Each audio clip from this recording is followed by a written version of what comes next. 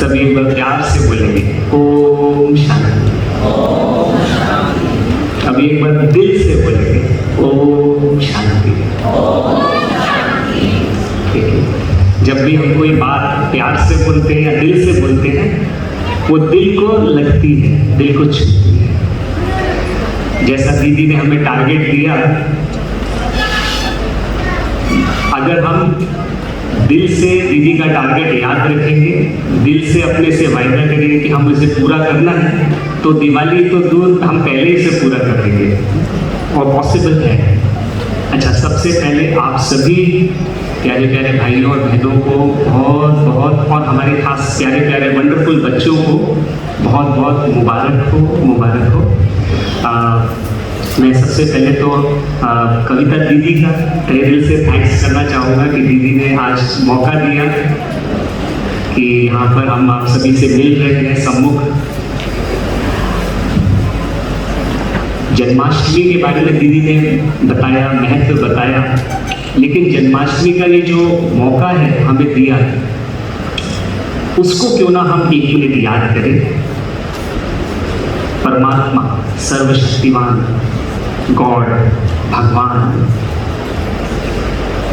उसकी वजह से ही कृष्ण जो इतने वंडरफुल बने, वो उनके ज्ञान की वजह से, उनके ज्ञान को प्राप्त करके जो उन्होंने अपने अंदर परिवर्तन लाया, उसकी वजह से कृष्ण इतने वंडरफुल थे। क्योंकि आप देखो ना, कोई भी बच्चा है, उसको बनाने वाले उसके माता पिता होते हैं या उसका टीचर होता है। ठीक वैसे ही जो हमारे परम पिता, परम शिक्षक, परम सद्गुरु, परमात्मा, ज्ञान का सागर, ओशन ऑफ नॉलेज, रूहानी इल्म का दरिया जिसको कहते हैं, उसको क्यों ना हम जस्ट एक मिनट के लिए याद करें और उसका भी धन्यवाद करें, क्योंकि उसकी वजह से हम सब आज मिल रहे हैं, इतने खुशियों से इस त्योहार को मना रहे हैं। तो आप सभी से बस शांति से, प्यार से जहाँ बैठे हैं, उसको एक मिनट से मन ही मन धन्यवाद करें।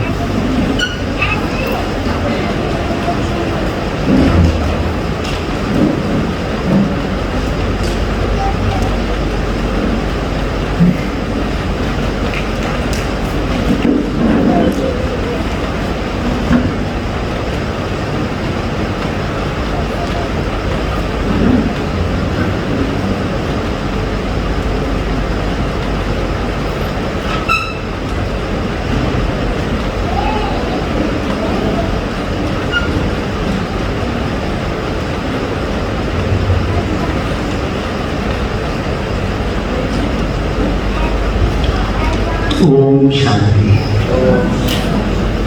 आप सभी ने देखा कि कुछ मिनट शांति में कितनी शक्ति होती है, कुछ पलों की शांति में असीम शक्ति होती है। आज इस दुनिया में जो सबसे बड़ी जरूरत है वो है शांति। आज किसी से भी पूछो, वो शांति चाहता है, दो पल सुकून के चाहता है। और ये शांति कैसे मिलेगी? सबसे आसान तरीका राजी हो। आपको बताना चाहूँगा, मैं 25 साल आर्मी में था, और आर्मी एक ऐसा संगठन है जिसमें आप सभी जानते हैं कि हमारा पूरा जो ट्रेनिंग होता है या हमारा जो वजूद है, हमारी जो इम्पोर्टेंस है, वो सिर्फ इसलिए है कि जब लड़ाई होगी उसके लिए तैयार किए जा रहे हैं, जब देश में अशांति होगी उसके लिए इन्हें तैयार किया जा रहा है। और लड़ाई रोज रोज नहीं होती है। लड़ाई कब हुई थी लास्ट, आपको याद है? याद है किसी को लास्ट लड़ाई कब हुई थी?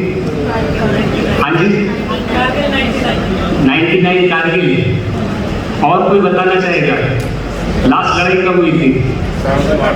हाँ जी, घर में लड़ाई कब हुई थी?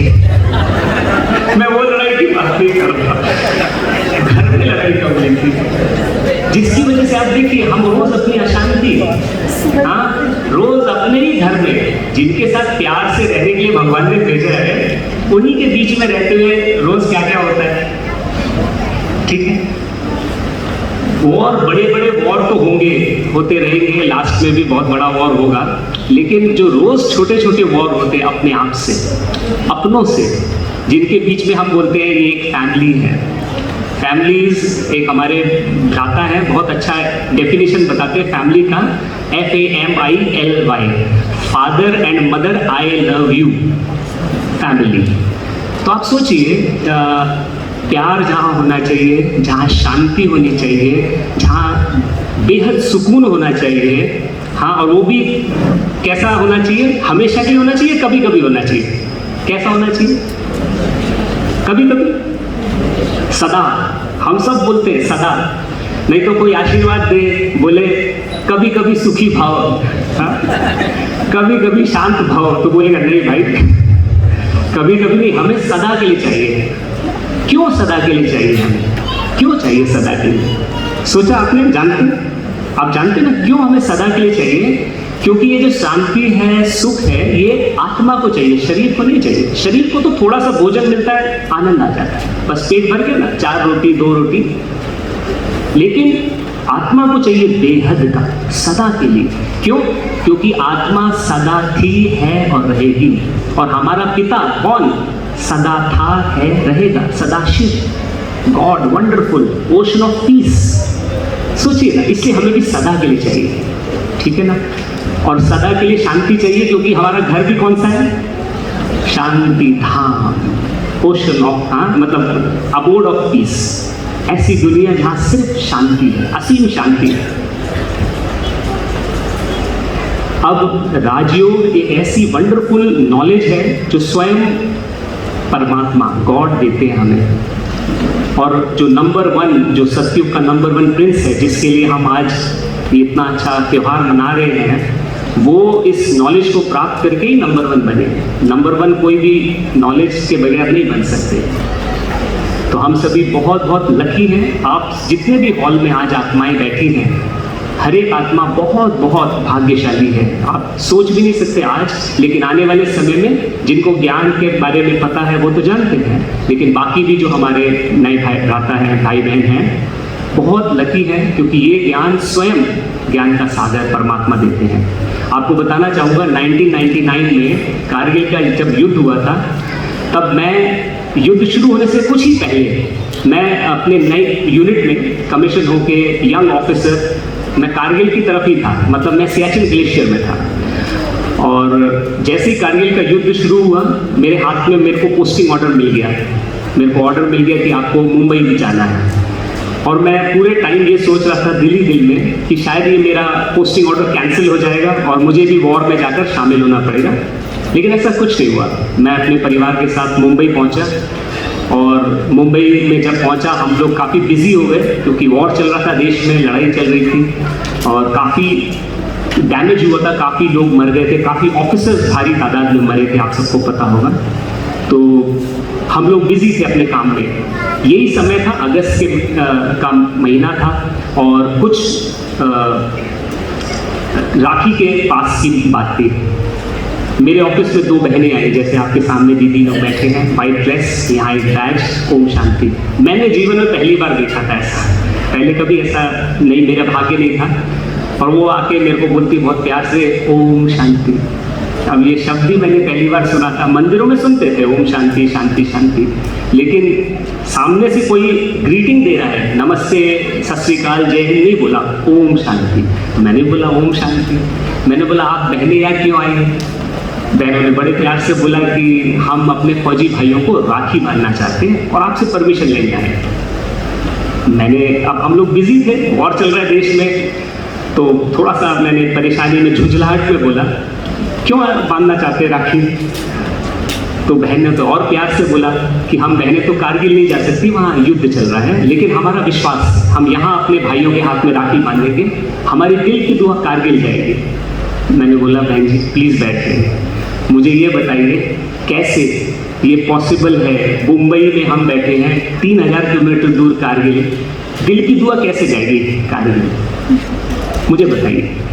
अब बहन तो बहुत प्यार से ऐसी दीदी की तरह मुस्कुराते हुए मेरे को देख के बोलती है, विकास भाई आप भगवान को याद करते हैं? मैंने बोला बिल्कुल, हम फौजी लोग तो भगवान को बहुत याद करते हैं, पता नहीं कब क्या हो जाए। फिर बोलती है, विकास भाई आप भगवान को मानते हैं? मैं बिल्कुल मानता हूँ, बहुत दिल से मानता हूँ। पूछती है तीसरा क्वेश्चन, विकास भाई आप भगवान को जानते हैं?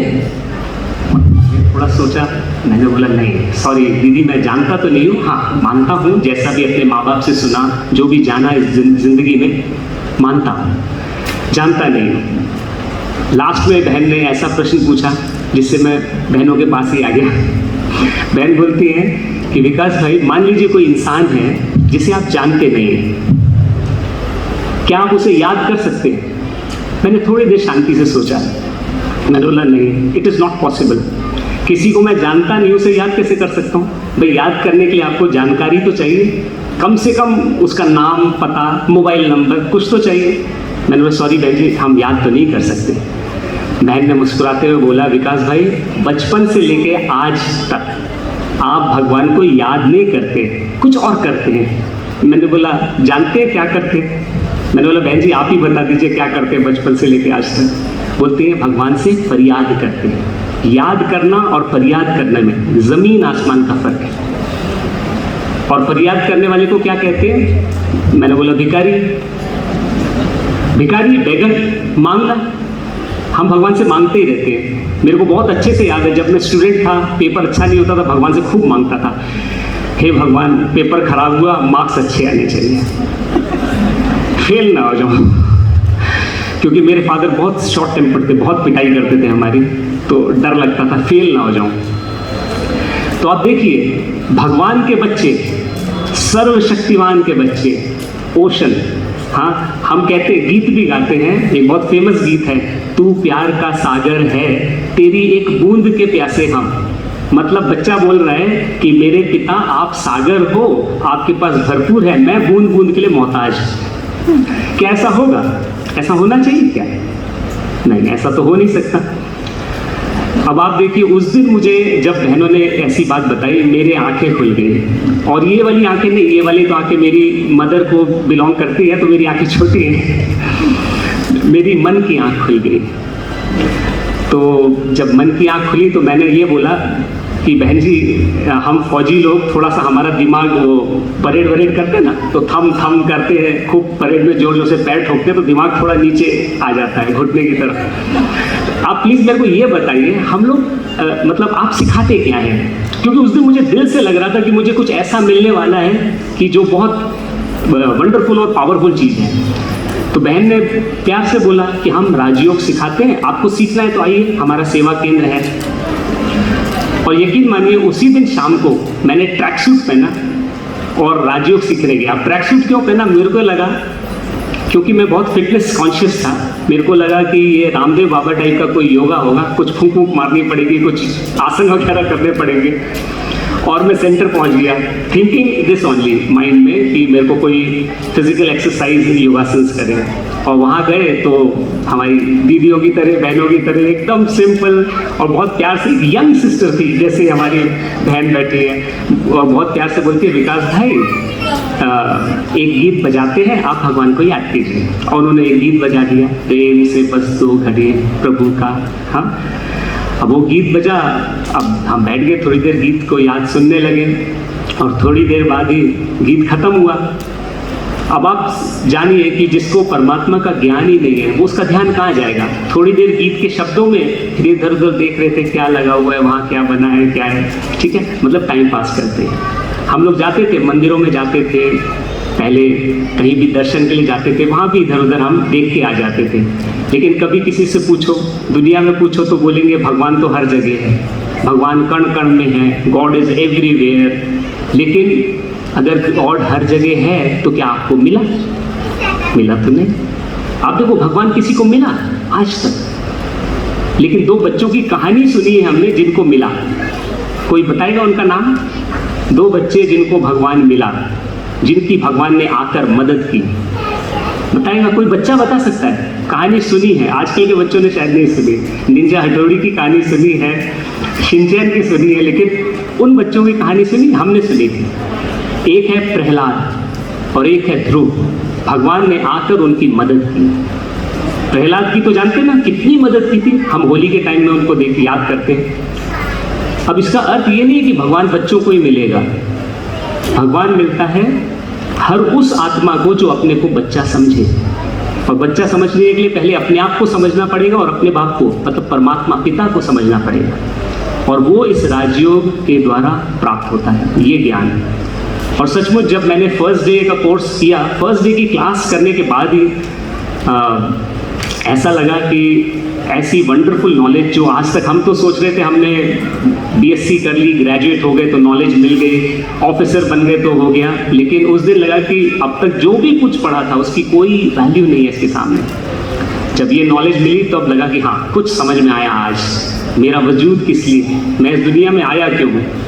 और उस दिन रियलाइज होने लगा कि जो एक हम छोटा सा लाइन सुनते थे, नॉलेज इज पावर, ज्ञान ही शक्ति है, उस दिन समझ में आया कि ये शक्ति है क्या, कौन सी नॉलेज की बात है। इट इज़ डिवाइन नॉलेज, वो ज्ञान जिसको आप रूहानी इल्म कह सकते हैं या स्पिरिचुअल नॉलेज कह सकते हैं, जो सिर्फ ज्ञान का सागर देता है। कोई इंसान के पास ये नॉलेज है ही नहीं। जरूर परमात्मा निमित्त बनाता है हमारी बहनों को, दीदियों को, हमारे जो भ्राता हैं, वरिष्ठ। तो हम सभी बहुत बहुत भाग्यवान हैं, जितना सोचे उतना कम, इतने भाग्यवान हैं हम सभी, हमारे पास ये नॉलेज है। और धीरे धीरे जब ये मैंने नॉलेज प्रैक्टिस करने लगा, 7 डेज में ये कोर्स कंप्लीट हो जाता है, और जब ये नॉलेज प्रैक्टिस करने लगा, मुश्किलें आई, लेकिन परमात्मा जो कि जिसको हम कहते हैं वो हमारा बंधु है, सखा है, हमारा मददगार है, वो इतनी मदद करता है हर जगह। अदरवाइज आप सभी जानते हैं आर्मी एक ऐसे ऑर्गेनाइजेशन है जहाँ पे हमें बहुत रूल्स रेगुलेशंस हैं, हमारे पास बहुत सारे मतलब हमारे को बंधन होते हैं, हम ऐसे जाके पब्लिक में भी ऐसे बात नहीं कर सकते हैं। मैंने इस साल मार्च में लिया भी इसीलिए वॉलंटरी रिटायरमेंट, कि मैं जाके एटलीस्ट शेयर कर सकूं जो हम अब हमारे जो समाज में हैं और हमारे बाकी जो फोर्सेस के हैं, उन सभी भाइयों और बहनों से, कि परमात्मा क्या देने आया है हमें और हम क्या प्राप्त कर सकते हैं। और वो समय भी हम सब देख रहे हैं, आपने देखा पिछला 1.5 साल कैसे गुजरा है, आने वाला समय कैसे गुजरेगा। और इस समय में जो दीदी ने आज आपको सबको वायदा दिया है ना, प्लीज़ इसको पूरा कीजिए, बहुत आसान है। भगवान बोलता है कायदे में ही फायदा है, और वायदा करेंगे तो डबल फायदा है। वायदा करेंगे तो भगवान को भी, देखो पिता है, वो इंश्योर करेगा कि हमारा वायदा टूटने ना पाए, तो वायदे का ये फायदा होता है। और कायदे में तो फायदा है ही, कायदा तो कायदा है। तो आप थोड़ा सा मेहनत करेंगे, हमारी बहनों का, दीदियों का जो योग का बल है वो भी आपको सहयोग करेगा, वो भी आपको बहुत मदद करेगा कि हम ये जो हमने वायदा किया है, हमने दिवाली तक का लक्ष्य रखा है, वो अचीवेबल है। ज़िंदगी में हम सभी चाहते हैं कि शांति हो, सुख हो, और वो भी सदा के लिए हो, अपार हो, थोड़ा बहुत नहीं हो। और वो अगर आप थोड़ा सा मेडिटेशन प्रैक्टिस करेंगे, आप देखेंगे it is very much possible. आपको मैं बताना चाहूँगा, कई सारे एक्सपीरियंसेस हुए, क्योंकि अबाउट 22 ईयर्स मैं जब इस नॉलेज से जुड़ा, तब मैंने आर्मी में बिताए। ज़रूर चैलेंजेस हमारे को आए थे लाइफ में, काफ़ी चैलेंजेस आए थे, बिकॉज जब आप किसी एक पर्टिकुलर वे ऑफ लाइफ में जाते हैं तो वहाँ पे हमें थोड़ी सी चैलेंजेस आते हैं, खास तौर पे आर्मी जैसी ऑर्गेनाइजेशन में, क्योंकि आर्मी में लक्ष्य होता है कि हमें ट्रेन होना है फाइनल, मतलब वॉर के लिए। हर चीज़ हमेशा हमारी ट्रेनिंग होती है वॉर ओरिएंटेड। क्योंकि आप देखेंगे अगर कोई बोले कि भाई मैं शांति करूँगा, मतलब मेडिटेशन करके एकदम शांत हो जाऊँगा, तो सामने हमारे जो सीनियर ऑफिसर्स थे कभी कभी हमें ऐसा बोलते थे कि भाई आप ये तो मेडिटेशन कर रहे हो, एकदम शांत हो जाओगे तो लड़ाई कैसे लड़ोगे, हाँ लड़ाई कैसे लड़ोगे, ठीक है ना। और भाई आर्मी का तो काम ही है लड़ाई करना, तो आप शांति की बात करते हैं। लेकिन आप देखिए लड़ाई का मकसद भी, किसी भी लड़ाई का मकसद होता क्या है, लास्ट में क्या हो, शांति, ठीक है ना। तो देखा जाए हर चीज़ के पीछे मकसद हमारा शांति का ही है, सिर्फ ये है कि वो जो डायरेक्शन है वो है लड़ाई के द्वारा, वो चाहते हैं शांति हो। और यहाँ परमात्मा बोलता है अपने मन को शांत कर लो तो शांति हो जाएगी। भगवान बोलता है हमें स्वयं को बदलना है, खुद को बदलेंगे तो सारा विश्व परिवर्तन हो जाएगा। और ये इतना ही ईजी है, लगता है सुनने में कि क्या ये अचीव कर सकते हैं हम, लेकिन आप देखेंगे ये डेफिनेटली अचीवेबल है। खास तौर पर राजयोग मेडिटेशन बहुत पावरफुल टूल है जो कि हमें ये अचीव करने के लिए मोटिवेट करता है और रास्ता बताता है। आपको एक छोटा सा मैं एक्सपीरियंस भी सुनाना चाहूँगा कि कैसे ये हमें मदद करता है। तकरीबन 2014-15 तक की बात है। तब मैं अपने यूनिट में सेकेंड इन कमांड था और हमारी एक एक्सरसाइज होनी थी और ये एक्सरसाइज राजस्थान में होनी थी और इस एक्सरसाइज में हमें यही प्रैक्टिस करनी थी कि जब वॉर होगा, एक्चुअल वॉर होगा, उस समय हमें किस तरह से गोला बारूद जो भी हथियार सामान है वो ऐसे आगे सप्लाई करना है। और इसके लिए हम लोग काफ़ी समय से प्रैक्टिस कर रहे थे। खास तौर पे हम लोग राजस्थान में गए, कैंपिंग किया और वहाँ पे 1 महीना रहकर हमने इसकी प्रैक्टिस की। और जिस दिन हमारा प्रैक्टिस फाइनल होना था उस दिन एक सीनियर ऑफिसर ने आके हमें उसके ऊपर जज करना था। और आपको बताना चाहूँगा पूरे जो हमारी जो एक्सरसाइज थी 1 महीने के दौरान हम लोग को जो सिखाया गया है मेडिटेशन में, मैं जरूर सवेरे उठकर जो सीनियर मोस्ट ऑफिसर है जिन्होंने आना था उस एक्सरसाइज में निरीक्षण करने के लिए, उनको मैं एक पल के लिए याद करता था और उनको मैं कुछ पॉजिटिव वाइब्रेशंस देता था कि आप बहुत अच्छे सोल हो, बहुत शांत हो। वो जनरल एस.के. भनोट, वो जनरल साहब, ही वॉज हमारे वो जनरल ऑफिसर कमांडिंग थे और मैं उनको जरूर याद करके उनको पॉजिटिव वाइब्रेशंस देता था कि आप बहुत शांत। और मैं ये क्यों करता था, क्योंकि मुझे उनके नेचर के बारे में पता था कि जब भी वो कोई ऐसे एक्सरसाइज वगैरह में आते थे और अगर कोई प्रिपरेशन कमी है, कोई आपकी तैयारी में कोई कमी है, आपने ठीक से प्रिपेयर नहीं किया है, तो वो आपको बहुत बुरी तरह से बेइज्जत करते थे। तो मैं वो सारा कुछ नहीं होने देना चाहता था अपने यूनिट में। सब कुछ हो, बहुत सुचारू रूप से हो, क्योंकि मेहनत हम सभी करते हैं, गलती तो किसी से भी हो सकती है। तो मैं इसलिए उनको अच्छी वाइब्रेशंस देता था। जिस दिन ये एक्सरसाइज फाइनल थी, उनका आना हुआ, मैं अपने कमांडिंग ऑफिसर के बगल में खड़ा था। कर्नल पवन कुमार मेरे राइट में थे। जैसे ही जनरल साहब आए, अपनी गाड़ी से उतरे, कर्नल पवन कुमार ने उनको सैल्यूट किया, सर वेलकम। मैं उनके बगल में खड़ा था, मैंने भी सैल्यूट किया, जय हिंद sir, welcome to the exercise. मेरे सामने आए वो और जनरल साहब मेरे को देखे और उन्होंने मेरे गाल में हाथ रखा और थोड़ी देर देखा और बोलते गुड। मुझे ये समझ नहीं आया उन्होंने गुड किस बात के लिए बोला। फिर वो आगे चले गए अंदर, एक्सरसाइज शुरू हो गई। हमारे सीओ साहब उनको ब्रीफ कर रहे थे एक्सरसाइज के बारे में और वो 1.5 घंटा ब्रीफिंग चली है और पूरी ब्रीफिंग के दौरान जनरल भनोट इतने खुश थे, वो थोड़ी थोड़ी देर में बोलते थे वेरी गुड, बहुत अच्छा पवन, गुड। और हम सब लोग सुन के हैरान थे कि वो इतना अच्छा मूड उनका कैसे हो गया जनरल साहब का थोड़ी थोड़ी देर में, जो इतना मतलब कभी कभी क्रोध भी करते थे। और वो एक्सरसाइज में जैसा प्लान था वैसे ही चल रही थी एक्सरसाइज। थोड़ी देर बाद हम लोग को जाना था पूरा ग्राउंड में एक्चुअल दिखाने के लिए कि हम लोग कैसे एम्यूनिशन लिफ्ट करेंगे, बड़ी बड़ी गाड़ियों में भरेंगे। ये बहुत मैसिव एक्सरसाइज थी, कई मतलब 100,000 टनों की एम्यूनिशन शिफ्ट होना था। तो जब निकले वहाँ पे थोड़ा सा एक्सरसाइज में चेंज कर दिया जनरल साहब ने। उन्होंने बोला विकास आप मत चलो हमारे साथ, आप यहीं रहो, मैं पवन के साथ जाता हूँ देखने। अब ये थोड़ा चेंज था जो उन्होंने कर दिया।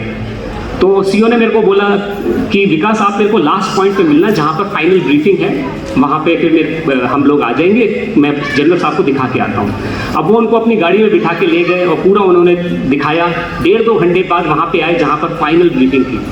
अब फाइनल ब्रीफिंग की पॉइंट पे मैं फिर से खड़ा था, जनरल साहब आए, मैंने वेलकम किया, सर वेलकम वंस अगेन।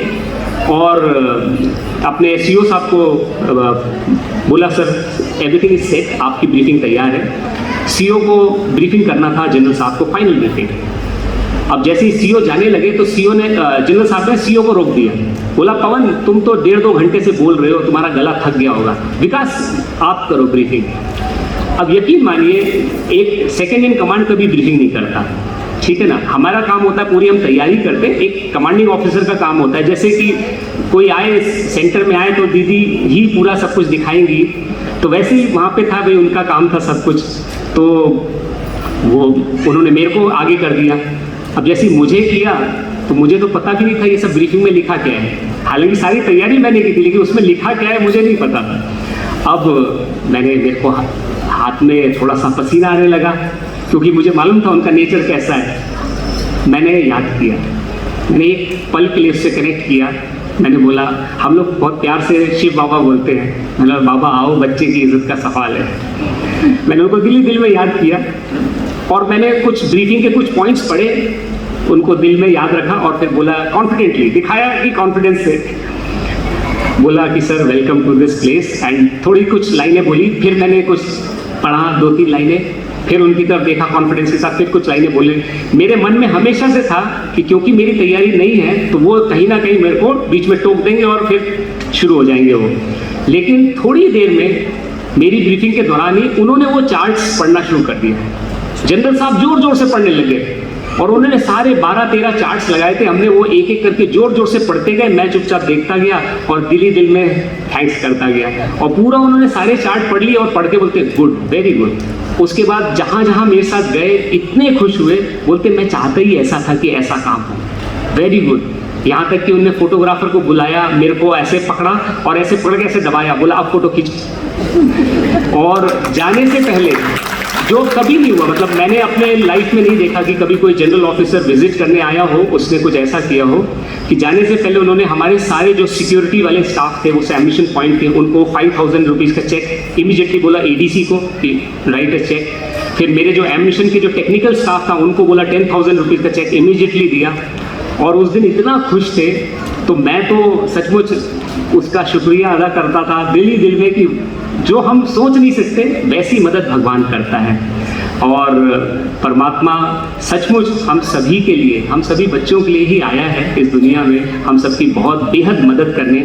आप सभी तो जानते ही हैं, जो मेडिटेशन करते हैं वो जानते हैं कितना पावरफुल अनुभव होता है हमें, मॉर्निंग में चाहे इवनिंग में करें, ठीक है। तो अंत में मैं आप सभी भाई और बहनों को एक बार फिर से कहूँगा कि हम 1 मिनट उसकी याद में शांति में बैठे, उसका थैंक्स करें और फिर आगे कार्यक्रम। प्यार की किरणों से जी